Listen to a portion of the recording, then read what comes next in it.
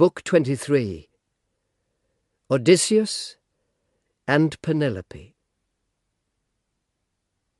Old Euryclea went up to an upstairs room, laughing to herself, to inform her mistress her beloved husband was inside the house. Her knees moved quickly as her feet hurried on. She stood beside her lady's head and spoke to her. "Wake up, Penelope, my dear child, so you can see for yourself with your own eyes what you've been wanting each and every day. Odysseus has arrived. He may be late, but he's back in the house, and he's killed those arrogant suitors who upset this home, used up his goods and victimized his son." Wise Penelope then answered her, "Dear nurse, the gods have made you mad.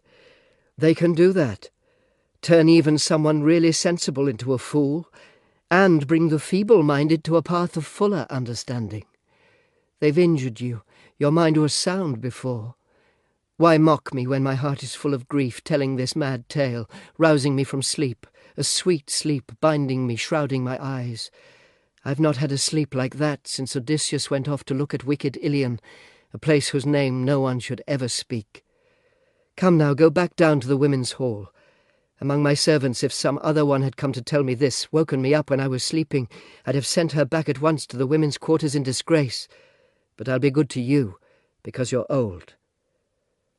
The dear nurse, Euryclea, then said to her, "But I'm not making fun of you, dear child. It's true. Odysseus has returned. He's back here in the house exactly as I said. He's that stranger all the men dishonoured in the hall. For some time Telemachus knew he was at home, but he was careful to conceal his father's plans, until the time he could pay back those overbearing men for their forceful oppression." Euryclea spoke. Penelope rejoiced. She jumped up out of bed, hugged the old woman, tears falling from her eyelids. Then she spoke to her. Her words had wings. "Come now, dear nurse, tell me the truth. If he's really here, back home as you claim, then how could he turn his hands against those shameless suitors? He was alone, and in this house those men were always in a group." Her dear nurse Euryclea then answered her. "I didn't see or hear about it. I only heard the groans of men being killed. We sat in our well-built women's quarters in a corner, terrified. Close-fitting doors kept us in there until Telemachus, your son, called me from the room. His father had sent him there to summon me. And then I found Odysseus standing with the bodies, dead men on the hard earth all around him, lying on each other, a heart-warming sight. And he was there, covered with blood and gore, just like a lion. Now all those bodies have been piled up at the courtyard gates, and he's purging his fair home with sulphur. He's kindled a great fire. He sent me out to summon you. Now come along with me, so you two can be happy in your hearts. You've been through so much misfortune, and now what you've been looking forward to so long has come about at last. He's come himself, to his own hearth while still alive. He's found you and your son inside these halls and taken his revenge on all suitors in his home, men who acted harmfully against him." Wise Penelope then answered Euryclea, "Dear nurse, don't laugh at them and boast too much. You know how his appearance in the hall would delight all men, especially me, and the son born from the two of us. But this story can't be true, not the way you've told it.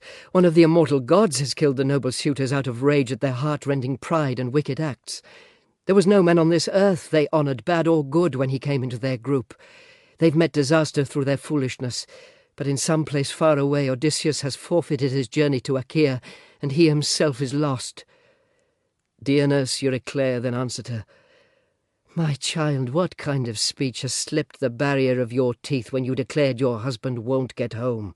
He's in the house, at his own hearth. Your heart just has no trust. But come on, I'll tell you something else. It's a clear proof. That scar a boar gave him some time ago with its white tusk, I saw it. I washed it clean. I was going to tell you, but his hand gripped me by the throat. His heart in its great subtlety wouldn't let me speak. But come with me. I'll stake my life on it. If I've deceived you, then you can kill me and choose a painful death." Wise Penelope then answered her, "Dear nurse, you find it hard to grasp the plans of the eternal gods, even though you're really shrewd. But let's go to my son, so I can see the suitors now they're dead. and the man who killed them."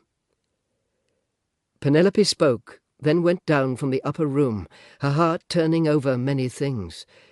Should she keep her distance and question her dear husband, or should she come up to him, hold his head and hands, and kiss them?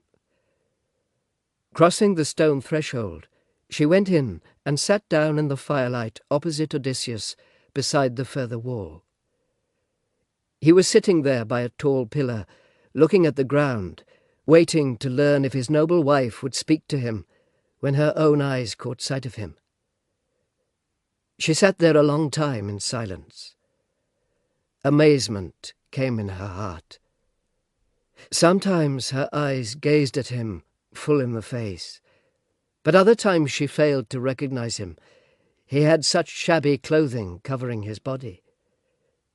Telemachus spoke up, addressing a rebuke directly to her. "Mother, you're a cruel woman with an unfeeling heart. Why turn aside from my father in this way? Why not sit over there, close to him? Ask him questions.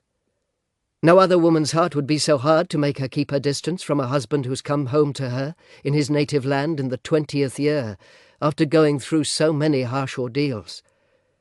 That heart of yours is always harder than a stone."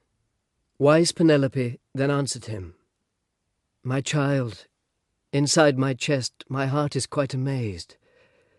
I cannot speak or ask questions, or look directly at him. If indeed it's true that he is Odysseus and is home again, surely the two of us have more certain ways to know each other. We have signs only we two understand. Other people will not recognize them." As she spoke, Lord Odysseus, who'd been through so much, smiled and immediately spoke to Telemachus. His words had wings. "Telemachus, let your mother test me in these halls. She will soon possess more certain knowledge. Right now I'm filthy, with disgusting clothing on my body. That's why she rejects me and will not say I am Odysseus. But we need to think how this matter can best resolve itself. Anyone who murders just one person in the district, even when the dead man does not leave many to avenge him later, goes into exile, leaving his relatives in his native land. But we have slaughtered the city's main defense, the best by far of the young men in Ithaca. I think you should consider what that means." Shrewd Telemachus then answered him and said, "Surely you must look into this yourself, dear father, for among all men they say your planning is the best. Of mortal men no one can rival you. And as for us, we're keen to follow you, and I don't think we'll lack the bravery to match our strength." Resourceful Odysseus said this in reply, "All right, I'll say what seems to me the best. First of all, take a bath. Put tunics on. Next, tell the female servants in the hall to change their clothing. After that, we'll let the holy minstrel with his clear-toned lyre lead us in playful dancing. So anyone who hears us from outside, someone walking down the road or those who live close by, will say it is a wedding. In that way, the wide rumour of the suitors' murder will not spread too soon down in the city before we go out to our forest lands. There, later on, we'll think of our next move, whatever the Olympian god suggests." They listened eagerly to what Odysseus said and were persuaded. So first of all they bathed and put on tunics. The women got dressed up. Then the godlike singer took his hollow lyre and encouraged their desire for lovely songs and noble dancing. The whole great house resounded to the steps of men celebrating a good time and women wearing lovely gowns. So any man who listened in, as he walked past outside the house, might offer a remark like this: "It seems that someone has married the queen with all those suitors. A heartless woman. She lacked the courage to maintain her wedded husband's home and persevere till he arrived back home." That's what someone would have said. He'd never know what was going on. Meanwhile, Eurynome, the housekeeper, gave brave Odysseus a bath, rubbed him with oil and put a tunic on him, a fine cloak as well. Athene poured beauty on him in large amounts to make him taller, more robust to look at, and on his head she made his hair flow in curls resembling a hyacinth in bloom.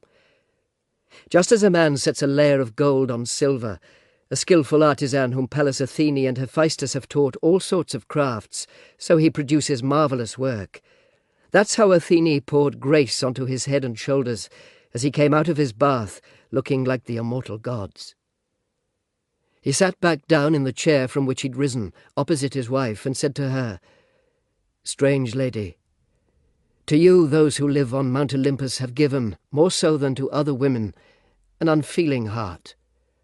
No other woman would harden herself and keep her distance from her husband, who in the 20th year came back to her in his own native land, after going through so much misfortune. So come, nurse, spread out a bed for me, so I can lie down by myself. The heart inside her breast is made of iron." Wise Penelope then answered him, "Strange man, I am not making too much of myself or ignoring you, nor is it the case that I am particularly offended. I know well the sort of man you were when you left Ithaca in your long-oared ship. So come, Euryclea, set up for him outside the well-built bedroom that strong bed he made himself. Put that sturdy bedstead out there for him, and throw some bedding on, fleeces, cloaks, and shining coverlets." Penelope said this to test her husband. But Odysseus, angry at his true-hearted wife, spoke out, "Woman, those words you've just uttered are very painful. Who shifted my bed to some other place? That would be difficult, even for someone really skilled, unless a god came down in person, for he could, if he wished, set it elsewhere easily. But among men there is no one living, no matter how much energy he has, who would find it easy to shift that bed. For built into the well-constructed bedstead is a great symbol which I made myself, with no one else. A long-leaved olive bush was growing in the yard. It was in bloom and flourishing. It looked like a pillar. I built my bedroom round this olive bush, till I had finished it with well-set stones. I put a good roof over it, then added closely fitted jointed doors. After that I cut back the foliage by removing branches from the long-leaved olive bush. I trimmed the trunk off, upward from the root, cutting it skilfully and well, with bronze so it followed a straight line.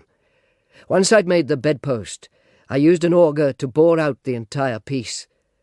That was how I started.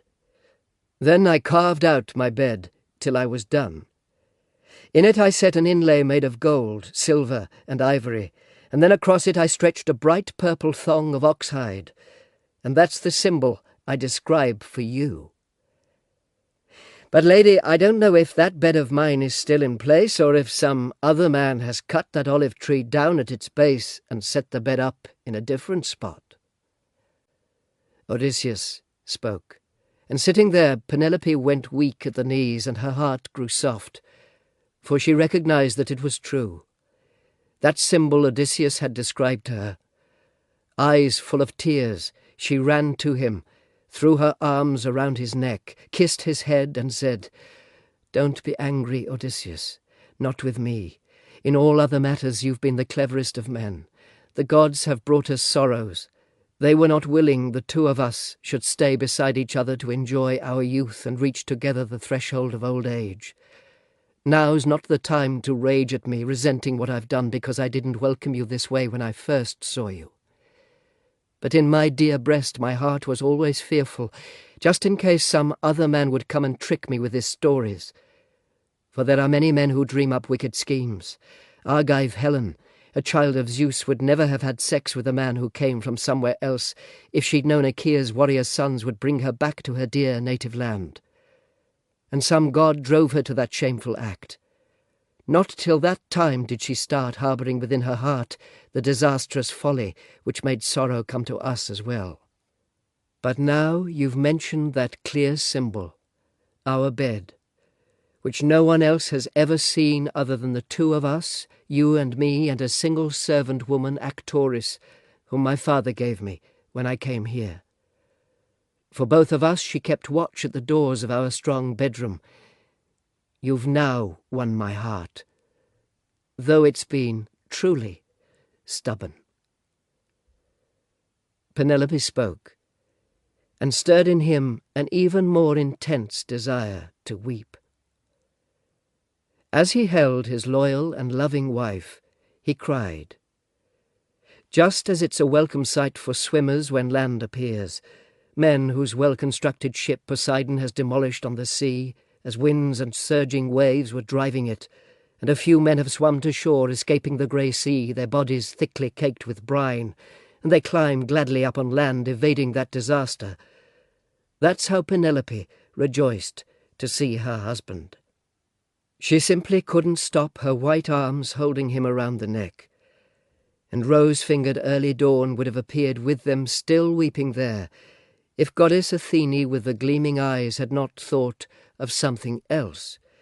She prolonged the lengthy night as it came to an end, keeping dawn and her golden throne waiting by ocean stream. She would not let her harness her swift horses who carry light to men, Lampros and Phaeton, the colts who bring on dawn.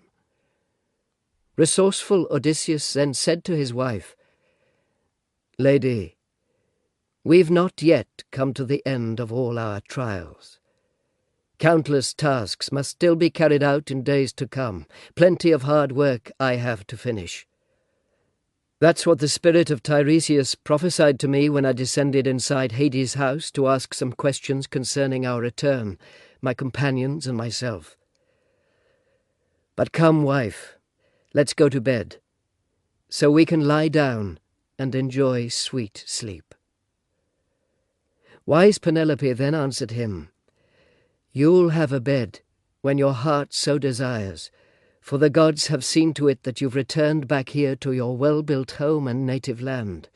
But since you've thought of it and some god has set it in your heart, come and tell me of this trial, for I think I'll hear of it in future, so to learn of it right now won't make things any worse."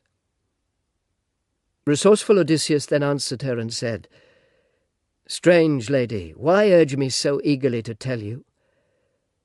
All right, I'll say it, and I'll hide nothing. But your heart will not find it delightful. I myself get no enjoyment from it.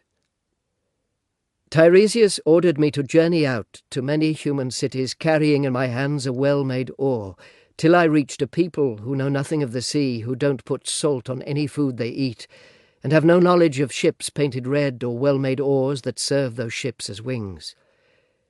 He told me a sure sign I won't conceal, when someone else runs into me and says I've got a shovel used for winnowing on my broad shoulders. He told me to set it in the ground there, make rich sacrifice to Lord Poseidon with a ram, a bull, and a boar that breeds with sows, then leave, go home, and there make sacred offerings to immortal gods who hold wide heaven, all of them in order. My death will come far from the sea, such a gentle passing, when I'm bowed down with a ripe old age, with my people prospering around me. He said all this would happen to me." Wise Penelope then said to him, "If it's true the gods are going to bring you a happier old age, there's hope you'll have relief from trouble." While they went on talking to each other in this way, Eurynome and the nurse prepared the bed with soft coverlets by light from flaming torches. Once they'd quickly covered up the sturdy bed, the old nurse went back to her room to rest, and the bedroom servant Eurynome led them on their way to bed, a torch gripped in her hands. When she'd brought them to the room, then she returned. Odysseus and Penelope approached with joy the place where their bed stood from earlier days. Telemachus, Philetius, and Emmaus stopped their dancing feet, made the women stop as well. Then they too lay down in the shadowy hall to sleep. Odysseus and Penelope, once they'd had the joy of making love, then entertained each other telling stories in mutual conversation. The lovely lady talked of all she'd been through in the house, looking at that destructive group, the suitors, who because of her had butchered so many cattle and fat sheep and drained from jars so much wine. Odysseus, born from Zeus, then told all the troubles he'd brought down on men, all the grief he'd had to work through on his own. Penelope was happy listening, and sleep did not come down across her eyelids until he'd told it all. He began by telling how he first destroyed the Cacones, and then came to the fertile land of lotus-eating men, and all the Cyclops did, and how he forced him to pay the penalty for his brave comrades eaten by the Cyclops. Then how he came to Aeolus, who taken him in quite willingly and sent him on his way. But it was not yet his destiny to reach his dear native land. Instead, storm winds once more caught him, drove him across the fish-filled seas for all his weary groans. He told how he next came to Telepylos, where the Laestrygonians live, men who destroyed his ships and well-armed comrades, all of them, and how Odysseus was the only one to escape in his black ship.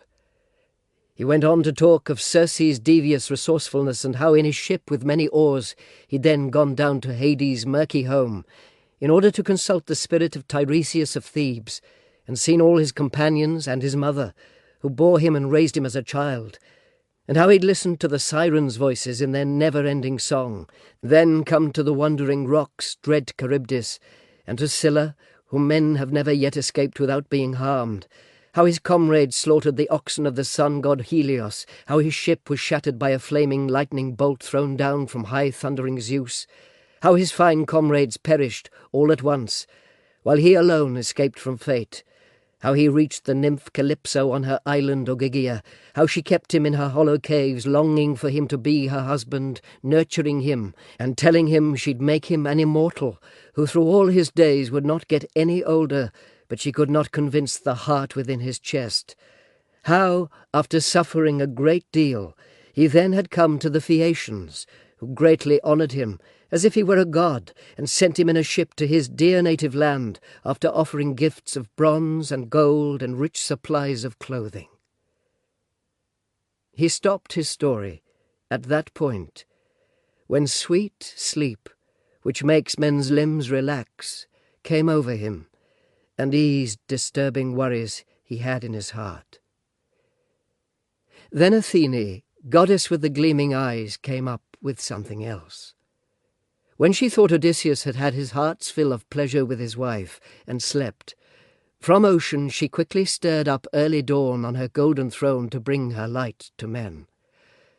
Odysseus rose from his soft bed, and told his wife, "Lady, the two of us by now have had sufficient trouble, you here lamenting my hazardous return, while in my case Zeus and the other gods kept me tied up far from my native land in great distress, for all my eagerness to get back home. Now that we've come back to the bed we love, you should tend to our wealth inside the house.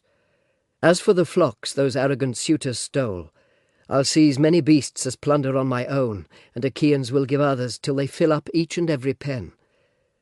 Now I'm going to go out to my forest lands, and there I'll see my noble father, who on my behalf has suffered such anxiety. Lady, since I know how intelligent you are, I'm asking you to follow these instructions. Once sunrise comes, the story will be out about the suitors slaughtered in our home, so you should go up to your upper room with your female attendants. Then sit there. Don't look in on anyone or ask questions." Once he'd said this, he put his lovely armour on around his shoulders and roused Telemachus, Philetius, and Eumaeus, and told them all to get weapons in their hands to fight a war. They did not disobey, but dressed themselves in bronze, opened the doors, and went outside, with Odysseus in the lead. By now, light was shining on the ground, but Athene kept them hidden by the night, as she led them quickly from the city.